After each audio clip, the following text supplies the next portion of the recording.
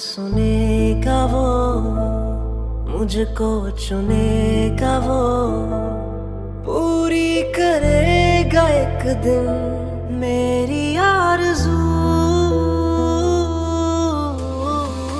जो रही हर सू वो कमी है तू, हाँ अधूरी मेरी जिंदगी है तू। मुझे यकीन है कि तुम यहाँ जरूर आओगी, नाराज होकर नाराजगी दिखाने, मगर ये देखने से पहले मैं अपनी माँ के साथ यहाँ से जा चुका हूँ। क्या कर सकता हूँ, मुर्शिद का हुक्म जो है। अपनी माँ को माँ समझने में देर मत कीजिएगा रहा, क्योंकि वक्त ने पहले ही बहुत वक्त ले लिया। अब जो वक्त बच गया है वो प्लीज प्लीज उनके साथ गुजार ले। और अब तो वैसे भी आपका निकाह होने वाला है। बड़े साहब की बात मान लीजिएगा, उन्होंने हमेशा आपको सबसे ज्यादा चाहा है, और जो सबसे ज्यादा चाहे मोहब्बत करे उसकी बात तो माननी चाहिए ना। मैं यहाँ अपना वक्त छोड़कर जा रहा हूँ, अपना ख्याल रखिएगा। अल्लाह हाफिज। कैसा सिला है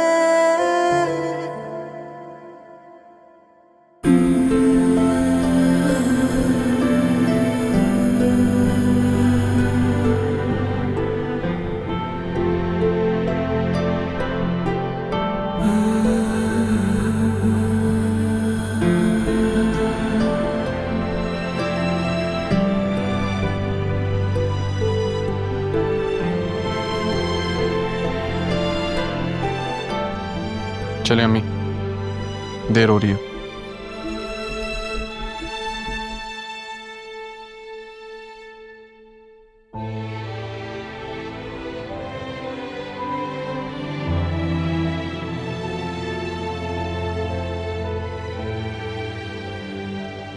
मैं जानता हूं आपके लिए ये घर, ये लोग छोड़ना आसान नहीं है। आखिरकार जिंदगी का एक तवील हिस्सा आपने इस घर में गुजारा है।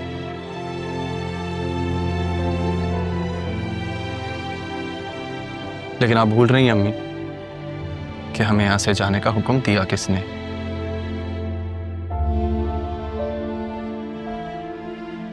अब जाना तो होगा, एहसानात का बदला मांगा गया। नहीं बेटा, तारा भी ऐसी नहीं है। तुम तो मुझसे ज्यादा अपने मुर्शिद को जानते हो ना। उन्होंने तो दरख्वास्त की है तुमसे, मुझसे नहीं। शायद उन्होंने तुम्हारी नजरें पर रख ली। सही तो कहा है उन्होंने कि तुम्हारे यहाँ होते हुए राह कभी नहीं मानेगी।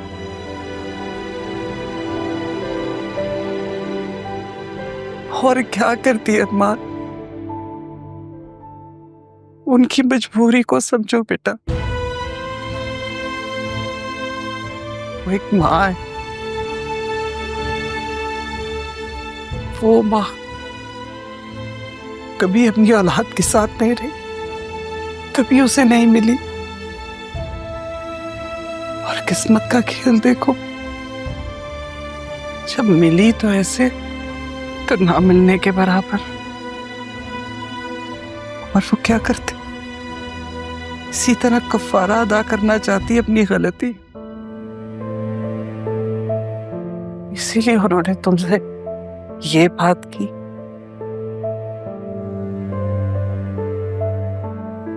तुम्हें हुक्म दिया,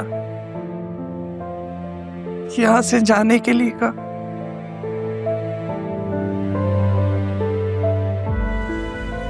मैं मानता हूं सबकी मजबूरी है, आई अंडरस्टैंड, लेकिन अब मेरी भी मजबूरी है कि मैं अपनी माँ को इस घर से बाहर लेके जाऊं। मैंने इंतजाम कर लिया, टाइम भी ले लिया, देर हो रही है, आ जाए। अरमान, इतनी जल्दी हम कहाँ जाएंगे? हमारे पास तो रहने के लिए भी जगह नहीं है। आपका बेटा असिस्टेंट कमिश्नर है अम्मी, क्या लगता है आपको एक घर ढूंढने में कितनी देर लगेगी मुझे? कहा ना इंतजाम कर लिया, आ जाए। और वो आपका घर होगा, सिर्फ आपका, कोई आपको वहां से जाने का नहीं कहेगा। नहीं बेटा, ये मेरा नहीं, हमारा घर होगा। बिल्कुल, हमारा घर।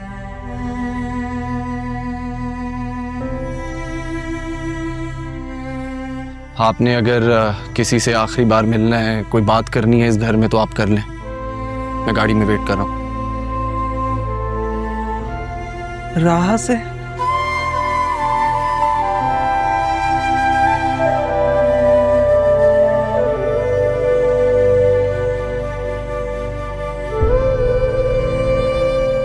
जो तुम्हारे दिल का आलम हुई, मेरे दिल का भी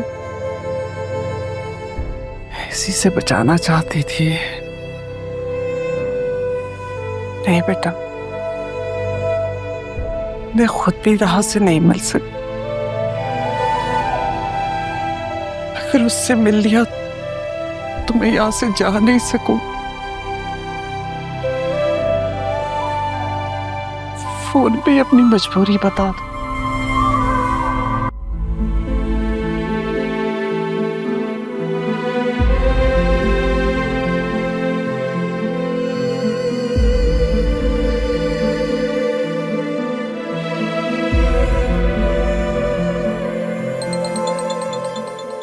फारा,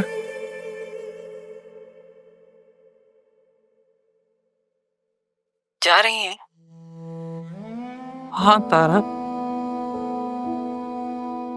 आज हम दोनों माँ बेटे ने अपनी पनाहगाह छोड़ दी, सिर्फ तुम्हारी और तुम्हारी बेटी की खुशी की खातिर।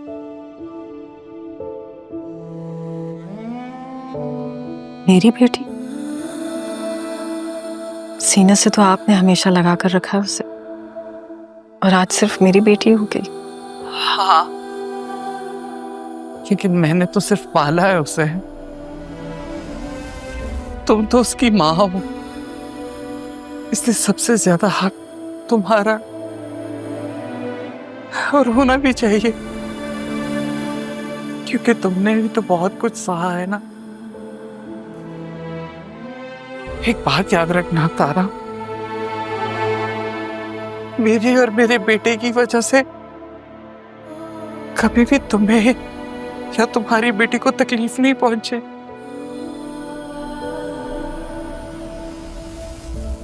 ज़ैनब, ये एहसान करके आपने मुझे अपना मकरूज कर दिया, और अरमान से कहिएगा कि मुझे माफ करते। मैं अपनी गलतियों से डर गई हूं, इसलिए अपनी बेटी को उसी रास्ते पर चलता हुआ नहीं देख सकती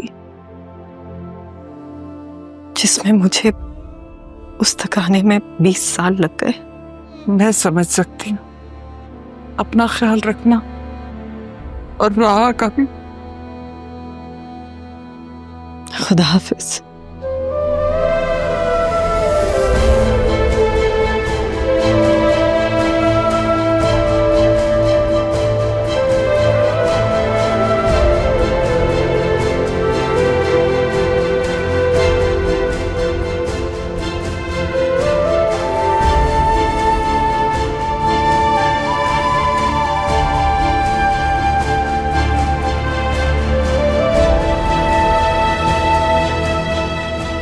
राहा, ये देखो, मैं तुम्हारे लिए शॉपिंग करके लाई हूँ। तुम कहाँ थी सुबह से? ढूंढ रही थी मैं तुम्हें, लेकिन मिली नहीं मुझे तुम। मुझे लगा था तुम ऑफिस चली गई हो, लेकिन तुम्हें देख के लग तो नहीं रहा। मैंने सैलून से तुम लोगों की अपॉइंटमेंट ले ली है, कल जाना और अपनी सर्विसेज करवा लेना। ऐसे क्या देख रहे हो?